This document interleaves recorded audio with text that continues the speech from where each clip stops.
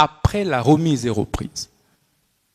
À la remise et reprise, ma prédécesseure, Madame Rose Mutombo, qui est là, me fait état de l'existence d'un compte. Et ce compte-là, du ministère de la Justice. Mais ce compte qui n'a jamais été créé par le ministre d'État, Constant Mutamba. Il lui indique qu'il y a ce compte à l'Arobank, dans lequel sont logés 8 millions de dollars. Intéressant. Mais d'où proviennent ces 8 millions de dollars? Je trouve que l'IGF contrôle ce compte ainsi que la CNRF. J'adresse une correspondance. De quoi s'agit-il?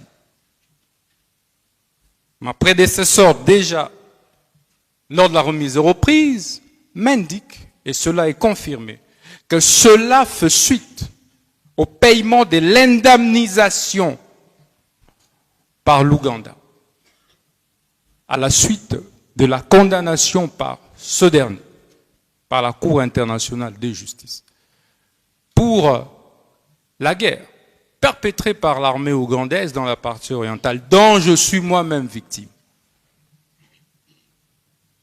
Direct.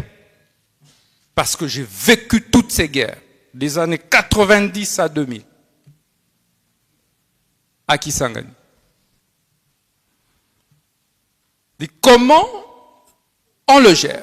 On me donne la grille de répartition, la lettre versée dans le dossier. Je demande une séance de travail après avec la CNRF. Il est là, le secrétaire exécutif Kisula Adler, qui me confirme la même chose, que voici comment,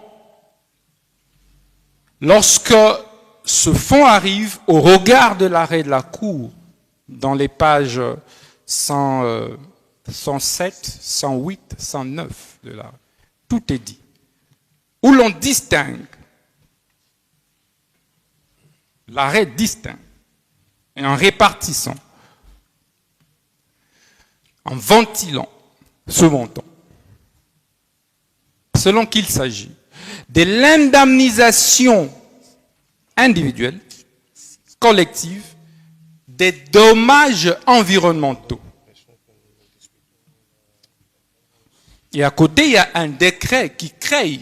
Ce décret a été pris avant la prise de cet arrêt d'ailleurs, et antérieur. Et on me sort également et l'arrêt et le décret. Et à l'article 4, c'est eux-mêmes qui m'expliquent, parce que je n'étais pas ministre de la Justice. On dit, voici la quotité qui revient à Frivao. Frivao qui est un établissement public qui jouit de l'autonomie des gestions administratives et financières, qui n'est pas à confondre avec les services publics qu'est le ministère de la Justice. On m'explique la ventilation, et cela est attesté par écrit. J'enverrai cette correspondance à la première ministre, avec qui j'ai échangé, qui est ma chef hiérarchique directe. Et à la suite de cela, je vais présenter cette situation à la haute hiérarchie du pays. Après cette présentation en disant que j'ai trouvé 8 millions dans ce compte, mais au niveau des Frivao, voici la situation. Mais dans ce compte-là de 8 millions, au regard de la ventilation, il y a un reliquat, il y a un manquant de plus ou moins 16 millions de dollars, dont je n'ai pas vu les traces. Et pendant ce temps, le ministère public était ministère public. Et, Monsieur le Président, je l'ai saisi, j'ai saisi le ministère public. pour que on éclaircisse comment ce fonds avait été géré avant. Pourquoi? Parce que je veux trouver qu'une partie aurait servi à payer la SNEL. C'est 9 millions qui auraient servi à payer la SNEL. Et les preuves sont là. Je suis en train de répondre à la question magique du ministère public, Monsieur le Président. 9 millions. OK. Et le reste d'argent a servi à quoi? Pourquoi on a payé à la SNEL 9 millions sur cette rubrique des dommages environnementaux? Parce que il y avait un problème d'électrification de la ville d'Ekisangani. Ça devient intéressant. On pose la question, comment j'utilise alors le 8 millions? Il dit non, c'est à définir selon les priorités. Voilà comment je ferai une note d'information au gouvernement que j'ai personnellement présentée au Conseil des ministres. Après les évasions de la prison de Makala, on se rend compte avec le même ministère public qu'il y a urgence à construire de nouvelles infrastructures pénitentiaires. Depuis 1960, on n'a construit aucune prison, aucune maison d'arrêt. Toutes les prisons qu'il y a ont été construites avant 1960. Et pendant ce temps, la population a décuplé. Le nombre de criminels a décuplé. Les prisonniers meurent chaque jour par étouffement. Le ministère public ne sait même plus où envoyer des prévenus. Mais c'est pourquoi je pense, moi aussi, je suis libre en ce moment. Je comparais un homme libre parce que peut-être il ne sait pas où m'envoyer. Parce que Makala est encore bondé de prisonniers. Au vu de ces urgences, il y a eu beaucoup de morts le 1er septembre 2024. Le Conseil de ministres, la haute hiérarchie va instruire. Mais après des séances de travail avec le ministère public, à travers une commission qui était mise en place, qu'il y a nécessité de procéder à la construction des nouvelles prisons et des maisons d'arrêt.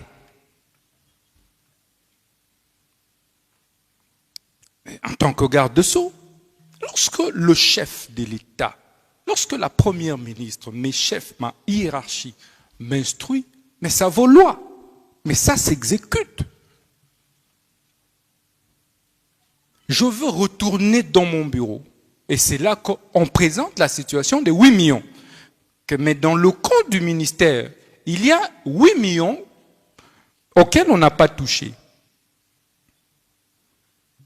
Je préfère, plutôt que de dilapider ces 8 millions, que ça serve à la construction d'une prison ou d'une grande maison d'arrêt, selon vos instructions, en plein Conseil des ministres. Il sera décidé, parce que moi je proposais d'ériger une grande maison d'arrêt ici à Kinshasa, avec ce 8 millions au départ, pour régler d'abord rapidement cette question des surpopulations carcérales de Makala. C'est au Conseil qu'on dira non, puisque ce 8 millions viennent des activités illicites de l'armée rwandaise dans la partie Est, autant mieux construire ça à Kisangani. Voilà l'origine du projet. Et immédiatement, nous allons nous ruer. Je dis bien, c'est instruction. On n'a pas dit au ministère des ITPR, parce qu'un ministère est une autorité contractante. Je voudrais vraiment rappeler ça, aussi bien pour les marchés des travaux, des fournitures que des services. On instruit le ministre de la Justice à le faire. on s'emploie, on commence à chercher quelle est l'entreprise qui peut accepter à moindre coût de pouvoir travailler d'abord sur la première maquette que nous avions. J'ai effectué moi-même le déplacement à Kisangani. On a vu et le terrain. J'ai été là. Des terrains d'ailleurs. Un vers la rive gauche, à Ossio, le centre pénitentiaire d'Ossio, l'autre rive droite, non loin de l'aéroport. Et de là, Monsieur le Président, les entreprises, certaines, puisqu'il s'agit du gré à gré. Pourquoi gré à gré? Parce que, naturellement, la construction de la prison relève de la sécurité de l'État. On ne peut pas procéder par l'appel d'offres. C'est ce que dit la loi sur le marché public. C'est un marché spécial. Et on n'a jamais construit ça. Donc c'est une première expérience pour nous. On cherche alors, j'en viens pour savoir comment cet argent a quitté le compte du ministère pour être logé dans le compte de l'entrepreneur. Parce que c'est ça que, apparemment, on dit qu'il s'agit du détournement.